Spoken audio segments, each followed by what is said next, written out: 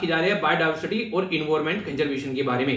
तो यहां पर अगर बात करें, जब ओशियन गर्म होता है तो उसको नापने के लिए लोग पहुंच जाते हैं कि भाई साहब गर्म हो रहा है तो कहां पे गर्म हो रहा है, कितना हो रहा है। तो कई सारे लोग इस काम को करते हुए नजर आएंगे। ठीक है, हमको तो यहाँ पर यही पता नहीं रहता है कि हमारी छत कितनी गर्म हो रही है या फिर हमको कितनी गर्मी लग रही है। तो हम लोग इन सब चीजों से दूर रहते हैं, हम लोग अपनी नॉर्मल जिंदगी को एंजॉय कर रहे हैं। ठीक है, पर लेकिन साइंटिस्ट जो है वो यहाँ पर इन सब चीजों को चेक करते रहते हैं कहां पर क्या क्या दिक्कतें देखने को मिल रही है। तो जब समुद्र का ओशन यहाँ पर नापा गया, खासकर इंडियन ओशन के अंदर में, तो उसका टेम्परेचर जो है वो बढ़ा मिला।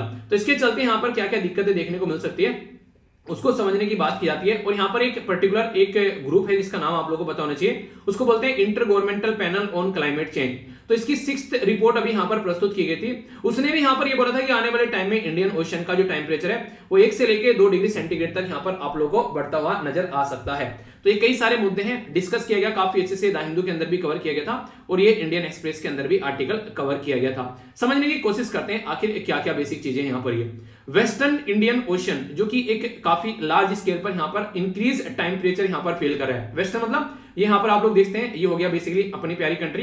तो ये वेस्ट साइड में जो हो गया, इस साइड की बात की जा रही है। तो यहाँ पर टेम्परेचर जो है वो बढ़ता हुआ यहाँ पर नजर आएगा और ये माना जाए कि पर डेकेड यानी कि हर 10वें साल में यहाँ पर ये लगभग 1.5 डिग्री बढ़ जाएगा। ठीक है, इसी के साथ में जो अगर बात करेंगे नॉर्थ बे ऑफ बंगाल में, यानी कि अगर बे ऑफ बंगाल वाली साइड में यहाँ पर आप लोग जाएंगे, जैसे कि यहाँ पर, ठीक है, तो यहाँ पर आप लोगों को टेम्परेचर जो है वो 0.5 देखने को मिलेगा पर डेकेड, यानी कि टेम्परेचर यहाँ भी बढ़ने वाला है हर एक डेकेड, हर एक दशक, यानी कि 10 साल के अंदर में जो यहाँ पर टेम्परेचर बढ़ रहा है ओशन के अंदर में, वेस्टर्न इंडियन ओशन या फिर बे ऑफ बंगाल में।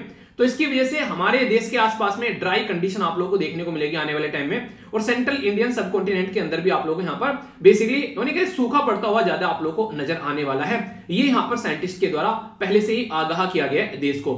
सिग्निफिकेंस इंक्रीज जो यहाँ पर रेनफॉल में देखने को मिल रहा है पेनिनसुलर इंडिया में, यानी कि साउथ इंडिया में तो थोड़ा सा टेम्परेचर के साथ साथ में बारिश भी यहाँ पर बढ़ रही है, पर लेकिन अगर बात करेंगे दूसरे एरिया में कहीं जगह आप लोगों को सूखा भी यहाँ पर मिलने वाला है। कुछ इंपोर्टेंट बातें बताऊंगा जो कि आप लोगों को पता होनी चाहिए। इस स्टडी में ये बताया गया कि 1982 से लेके 2018 तक का जो वेस्टर्न इंडियन ओशन है उसमें टोटल मिलाकर 66 ऐसे आप लोगों को इंसिडेंट देखने को मिले, जिसके चलते यहाँ पर अब देखिए इनके द्वारा स्टडी बताई गई है। ठीक है, तो यहाँ पर टोटल 66 इवेंट यहाँ पर देखने को मिले, जिसमें यहाँ पर उल्टी सीधी हरकतें होती हैं कोई ना कोई, कभी एक तरीके से बाढ़ आ रही है, कभी साइक्लोन टाइप में, वो सब चीजें चलती रहती हैं। बे ऑफ बंगाल वाली में आप लोगों को 94 ऐसे इंसिडेंट यहाँ पर देखने को मिले। ठीक है, तो इसके चलते जो रेस्पॉन्स निकल कर आ रहा है, कई बार मानसून का जो नेचर है वो भी यहाँ पर चेंज होता हुआ नजर आता है, क्योंकि मानसून जो है वो आप लोगों को पता है एक पर्टिकुलर एक माहौल बनता है यहाँ पर, जिसके चलते हमारी कंट्री में एक पूरा मानसून आता है। यहाँ पर हो गया नॉर्थ, यहाँ पर हो गया साउथ, यहाँ पर हो गया ईस्ट और यहाँ पर हो गया वेस्ट। हमारी कंट्री में जो मानसून आता है उसको हम लोग साउथ वेस्ट मानसून बोलते हैं, इस डायरेक्शन से आता है, क्योंकि ऐसा माहौल देश के अंदर बनता है कि यहाँ पर बारिश जो है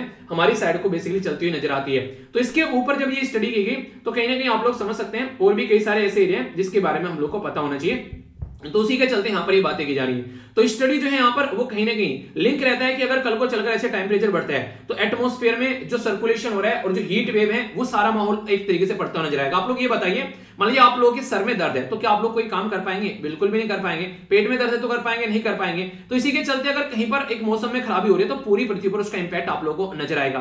तो इसी के चलते यहाँ पर जो पीरियड है वो बोला गया एक्सट्रीमली हाई टेम्परेचर आप लोगों को आने वाले टाइम में ओशन का यहाँ पर दिखने वाला है, और खासकर इंडियन ओशन के अंदर यहाँ पर एक बोल्ड टाइप में आप लोग यहाँ पर जो देख पा रहे हैं, इसका मतलब टेम्परेचर काफी ज्यादा बढ़ता हुआ नजर आएगा।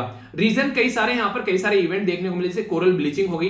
कोरल ब्लीचिंग का क्या होता है, जब यहाँ पर कोरल रीफ जो होते हैं उनकी हालत जो है वो खस्ता होने लगती है, इसको कोरल ब्लीचिंग आप लोग बोल देते हैं। ठीक है, ये सूख गए, मर गए, बर्बाद हो गए। इसी के साथ में यहाँ पर सी ग्रास जो है उसका डिस्ट्रक्शन होने लगता है। ठीक है, लॉस हो जाते हैं यहाँ पर, बेसिकली फॉरेस्ट इसके अंदर में रहते हैं। इसी के साथ में यहाँ पर जो फिशरी सेक्टर है वो भी एडवर्सली इंपैक्ट पड़ता है अगर यहाँ पर कुछ ऐसा माहौल बनता है। अगर बात करें तो 85% जो कोरल है in the gulf of Mannar, Tamil Nadu के पास में, वहां पर काफी लार्ज स्केल पर उनकी ब्लीचिंग हो रही है। तो ये बातें बोली गई अभी यहाँ पर हीट वेव की वजह से। मई 2020 में भी यहाँ पर इसके बारे में स्टडी की गई थी, जिसके चलते यहाँ पर ये पता चला, यानी कि माहौल जो है वो ज्यादा अच्छा नहीं है, ऐसा आप लोग बोल सकते हैं।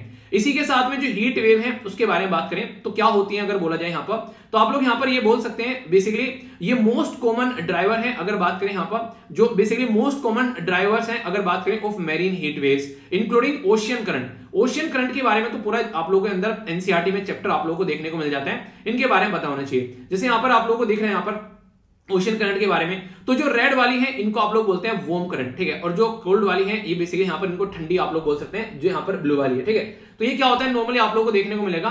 देखिए जो इक्वेटर से दूर जाती है वो हमेशा आप लोगों को एक तरीके हॉट करंट देखने को मिलेगी, और जो यहाँ पर इक्वेटर के पास में आ रही है उधर से वो कोल्ड करंट देखने को मिलेगी। क्यों? क्योंकि वो ठंडे इलाके से आ रही है तो कोल्ड रहेंगी, और यहाँ पर इक्वेटर से दूर जाएंगे क्योंकि यहाँ पर इक्वेटर के पास में गर्म पानी होता है, तो आप लोगों को बेसिकली अलग टेम्परेचर की नजर आएंगे, उनको वार्म करंट बोलते हैं। तो इसकी वजह से भी टेम्परेचर जो है ओशन का काफी ज्यादा चेंज होता रहता है, तो ये आप लोगों को पता होना चाहिए। कई सारी करंट है यहाँ पर, जैसे अगुलाज हो गया, ठीक है, यहाँ पर बेगुलाज हो गया। तो कई बार पूछा जाता है कि यहाँ पर अफ्रीका के वेस्ट और ईस्ट कोस्ट पे करंट के क्या नाम है, ठीक है। एक यहाँ पर आप लोगों को देखने को मिलेगा बेसिकली यहाँ पर इसको क्यूरिशो, ठीक है।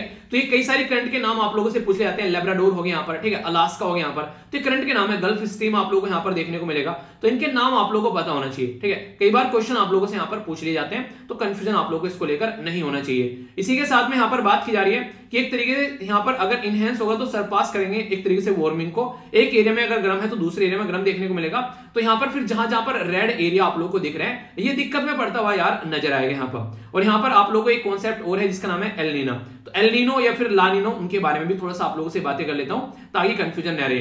दो शब्द है यहाँ पर, एक का नाम है ला नीना। ला नीना का मतलब है कोल्डर और वेटर, यानी कि अगर ला नीना वाला माहौल है तो इसका मतलब है कि वो अच्छा माहौल है, देश में बारिश भी होगी और यहाँ पर ठंडा भी रहेगा थोड़ा सा, ठीक है। एल नीना वाला जो काम है हॉट है पर लेकिन ड्रायर आप लोगों को देखने को मिलेगा।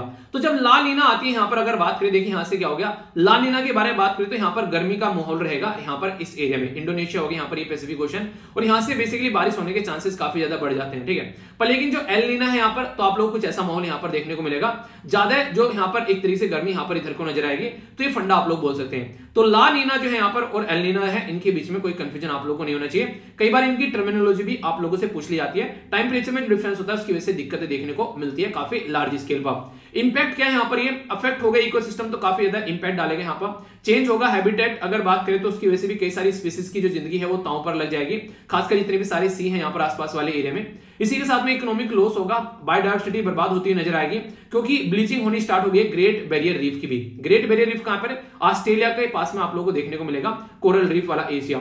ओशन एसिडिफिकेशन बढ़ जाता है, डीऑक्सीजनेशन हो जाते हैं यहाँ पर, और ओवर फिशिंग होती है। ये सारे माहौल जो होते हैं वो चीजों को बर्बाद करते हुए नजर आते हैं। तो ये सारी चीजें इस तरीके से मैंने कनेक्ट करके पढ़ाई ताकि कोई कंफ्यूजन आप लोगों के माइंड में न रहे और आप लोग इसको क्रिस्टल क्लियर माइंड में कर सकें, ठीक है। अगर कोई कंफ्यूजन होगा तो बताइएगा जरूर, फिर से इसके बारे में बात कर लेंगे, ओके।